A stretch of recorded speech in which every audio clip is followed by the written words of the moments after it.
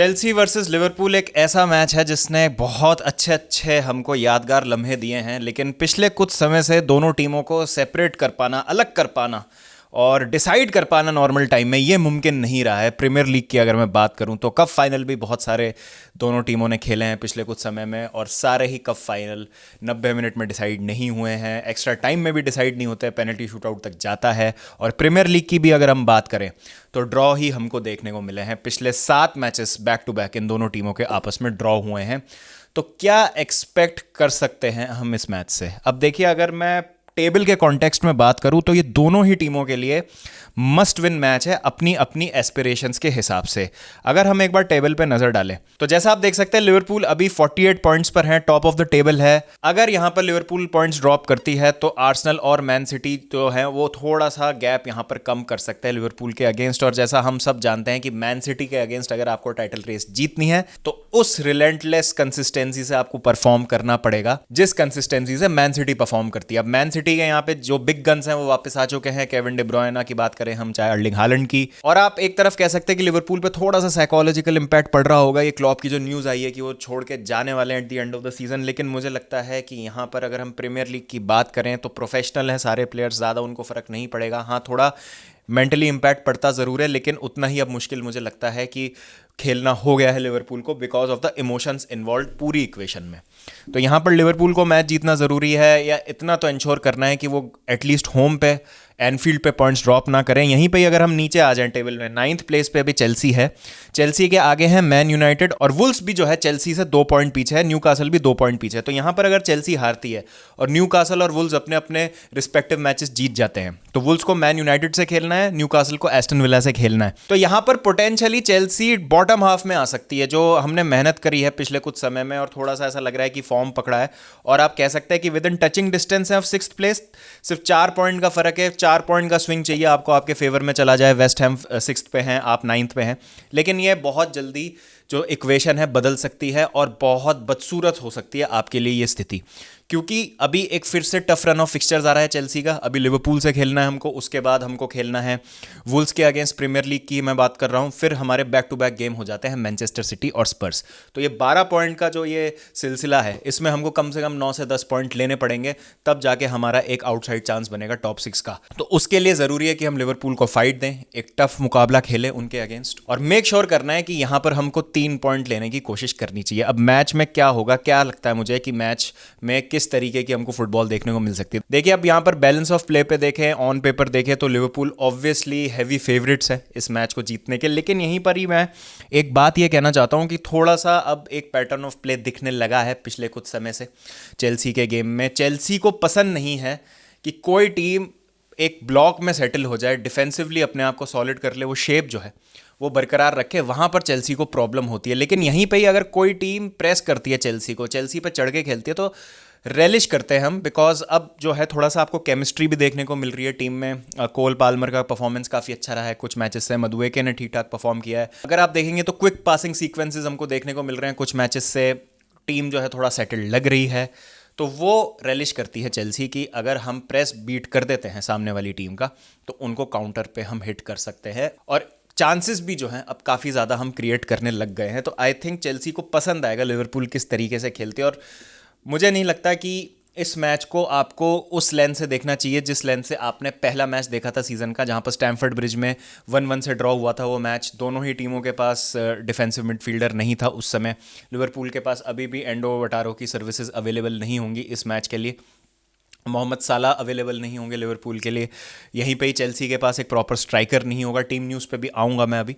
तो बहुत जो है कॉन्टेक्स्ट बदल चुका है। प्लस अभी चेल्सी कहाँ है टेबल में, लिवरपूल कहाँ है, दोनों के एम्बिशंस एस्पिरेशंस के इस सीज़न को लेके वो भी बहुत ज़्यादा बदल चुके हैं। टीम न्यूज़ पे अगर हम नज़र डालें तो यहाँ पर पोचेटिनो ने अपनी प्रेस कॉन्फ्रेंस में कहा है कि 2 प्लेयर जो अवेलेबल हैं इस मैच के लिए वो हैं मालो गुस्तो और क्रिस्टोफर एनकुंकू, और अगर ये किसी भी कैपेसिटी में अवेलेबल हैं तो मुझे लगता है इनको स्टार्ट कराना चाहिए। निकलस जैक्सन नहीं अवेलेबल होंगे बिकॉज सेनेगल अभी अभी जो है उनका कैंपेन खत्म हुआ अफ्रीकन कप ऑफ नेशंस में, तो शायद वो टाइम पे ना पहुंच पाए इस मैच के लिए। लेकिन यहाँ पर मालो गुस्तो की वापसी एक बहुत बड़ा बूस्ट है, और कॉलविल जो है वो मिस करेंगे ये मैच इंजरी से। तो इससे तो एक बात साफ हो जाती है कि यहाँ लेफ्ट बैक पे आपको बेन चिलवेल देखने को मिलेंगे और राइट बैक पे मालो गुस्तो देखने को मिलेंगे, जो कि हमारे लिए बहुत बड़ा पॉजिटिव साबित हो सकता है। तो प्लेइंग 11 क्या हो सकती है इस मैच में? तो गोल में ऑब्वियसली होंगे पेट्रोविच, लेफ्ट बैक पे मैं देखना चाहता हूँ बेन चिलवेल को और वही होंगे। उसके बाद राइट बैक पे मालो गुस्तो, सेंटर बैक पेयरिंग डिसासी और सिल्वा, मुझे नहीं लगता इसमें कोई चेंज होगा। Midfield 3 tried and tested, Enzo, Caicedo, Gallagher. अब फ्रंट 3 का एक जो इशू रहा है हमारे पास कि हमारे पास अभी कोई प्रॉपर स्ट्राइकर नहीं है। अरमांडो ब्रोजा को भी चांसेस मिले हैं तो उन्होंने उन चांसेस का फ़ायदा नहीं उठाया है, बिल्कुल भी इम्प्रेस नहीं किया है। क्या इतने बड़े गेम में ब्रोजा को चांस दिया जाएगा? और क्योंकि हमने देखा है कि पिछले मैच में भी, एस्टन विला वाले मैच में भी पाल्मर को as a false nine use किया था, और भी कुछ ओकेजन्स पे पाल्मर को फॉल्स नाइन खिलाया है पहुंचने, तो क्या उसके साथ वो जाएंगे? देखिए, मैं पर्सनली पाल्मर को राइट साइड पे देखना चाहता हूँ। मुझे लगता है कि पाल्मर वहाँ पे ज़्यादा एक्सप्लोसिव है, और मैं लेफ्ट पे देखना चाहता हूँ रहीम स्टर्लिंग को। ऑल्दो मैं ये भी चाहता हूँ कि मुद्रिक को चांसेस मिले, लेकिन मुद्रिक की पिछली 2-3 परफॉर्मेंसेस बहुत ख़राब रही हैं, तो मुझे नहीं लगता है कि पोचेटिनो मुद्रिक के साथ जाएंगे, वो स्टर्लिंग के एक्सपीरियंस के साथ जाएंगे यहाँ पर। तो स्ट्राइकर में मैं चाहता हूँ कि खेले क्रिस्टोफर एनकुंकू, तो स्टर्लिंग, एनकुंकू और पाल्मर, ये फ्रंट लाइन में देखना चाहता हूँ। ऑल्दो अगर आप थोड़ा एडवेंचरस होना चाहते हैं तो आप एनकुंकू के पीछे पाल्मर खिला के राइट में आप मदुएके खिला सकते हैं, पाल्मर आप गैलेगर की जगह खिला सकते हैं। ये दो कॉम्बिनेशंस में आप उतर सकते हैं, लेकिन जिस इंटेंसिटी से और जिस पेस से लिवरपूल आपको प्रेस करती है, this game is tailor made for Conor Gallagher. अगर आपको लिवरपूल को काउंटर प्रेस करना है, थोड़ा सा उनको झंझोरना है मिडफील्ड में, तो आपको कॉनर गैलेगर की वर्क रेट की ज़रूरत पड़ेगी। तो गैलेगर, एंजो और काइसेडो ही, ये 3 मिडफील्डर्स तो खेलेंगे ही खेलेंगे डेफिनेटली, यही 3 आपको मिडफील्ड में देखने को मिलेंगे। तो मैच में मुझे यही लगता है, देखिए लिवरपूल बहुत ज़्यादा इमोशनली चार्ज होगी, और आई डोंट थिंक सो कि वो अपनी अप्रोच या गेम प्लान में कुछ चेंज करने वाले हैं। और यहाँ पर अगर आप देखें तो सपोर्ट बहुत ज़्यादा मिलने वाला है लिवरपूल को अब से लेके till the end of the season, अपने फैन से, स्पेशली जब उन्होंने सुना है कि यर्गन क्लॉप छोड़ के जाने वाले हैं सीज़न के एंड में। और क्लॉप ने एक विनती भी करी थी अपने फैन से कि try to make it as uncomfortable as possible for Chelsea. लेकिन ऑन दी अदर हैंड मुझे लगता है कि चेल्सी ऐसी ही सिचुएशंस में थ्राइव करती है। बहुत सारे एग्जाम्पल्स रहे हैं कि कोई टीम अगर कुछ पाने की कोशिश कर रही है या इमोशंस उनकी तरफ हैं या पूरा ऐसा सेट लग रहा है उनका मामला, लेकिन वहाँ पर चेल्सी ने आके उनकी पार्टी ख़राब करी है। चाहे वो लिवरपूल की ही हम बात कर लें, 2013-14 सीज़न की बात हो, स्पर्स का टाइटल चार्ज रोकना हो लेस्टर वाले सीज़न में, और उस सीज़न मैन सिटी को रहता चेल्सी ने, जिस सीज़न लिवरपूल ने टाइटल जीता था। तो इस तरीके की हिस्ट्री रही है चेल्सी की। आप एक्सपेक्ट नहीं करेंगे चेल्सी को वो मैच जीतने के लिए जहां पर वो फेवरेट्स नहीं है, लेकिन against the run of play एक अच्छी परफॉर्मेंस आती है, और ऐसे मोमेंट्स में कई बार Chelsea have come on top.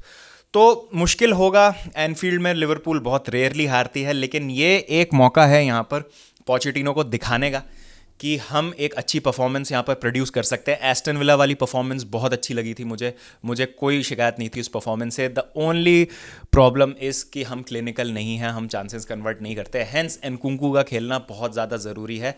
अब अगेन एक्सपेक्टेशंस बहुत ज़्यादा है कि एनकुंकू आते ही वो क्लिनिकल एज शो करे जो हमने उनसे आरबी लाइप्जिग में देखी थी। तो क्या इतना ज़्यादा देर तक जो एक आदमी बाहर रहा है, एक प्लेयर जिसको अडेप्ट करने में, जिसको इंजरी से इतनी ज़्यादा परेशानी हुई है, क्या आते ही वो उस मैक्सिमम लेवल पे परफॉर्म कर सकता है? आई थिंक जैक्सन नहीं है, ब्रोजा पे हमको भरोसा नहीं है, लेकिन पाल्मर मुझे लगता है एज अ फॉल्स नाइन उतना ज़्यादा थ्रेटनिंग नहीं होता है जितना वो सेंटर या स्ट्राइकर के पीछे खेलते हैं। तो मैं पाल्मर को उस पॉकेट में ऑपरेट करते हुए देखना चाहता हूँ जहाँ पर वो फ्री रोम करें और थोड़ी अपनी क्रिएटिविटी दिखाएं और प्रॉब्लम्स पैदा करें वहाँ पे लिवरपूल के लेफ्ट बैक के लिए, जो कि जो होंगे मोस्ट प्रोबेबली जो होंगे जो गोमेस।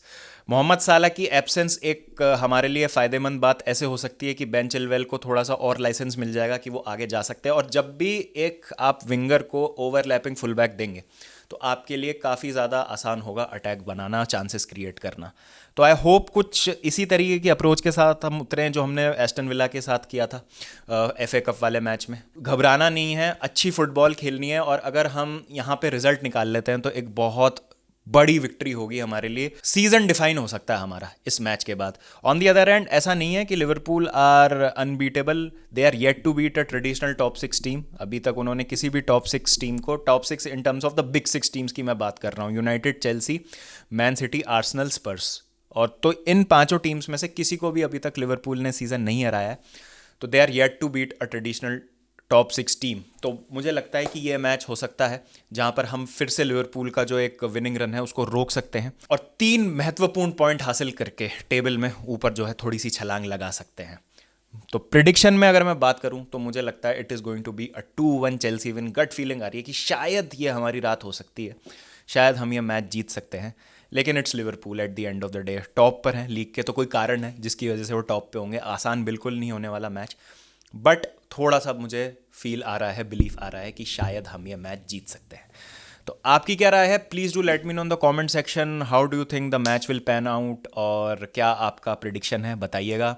शाम को एक लाइव स्ट्रीम करने वाला हूँ मैं नुबैद हरून के साथ, जो कि स्काई स्पोर्ट्स और बीबीसी के लिए प्रेजेंटर हैं। तो क्वाइट फॉर्चुनेट कि वो टाइम निकाल पाए हमारे लिए और वो हमारे साथ डिस्कशन में जुड़ेंगे। तो क्लॉप की सिचुएशन, ट्रांसफ़र मार्केट, इस मैच का प्रीव्यू उनके साथ करेंगे और रात को हम वॉच अलॉन्ग करेंगे मैनेस एंड द मॉन्ग के साथ। सेम स्ट्रीम दोनों चैनल्स पे चलेगी साइमल्टेनियसली, साइमल कास्ट होगा।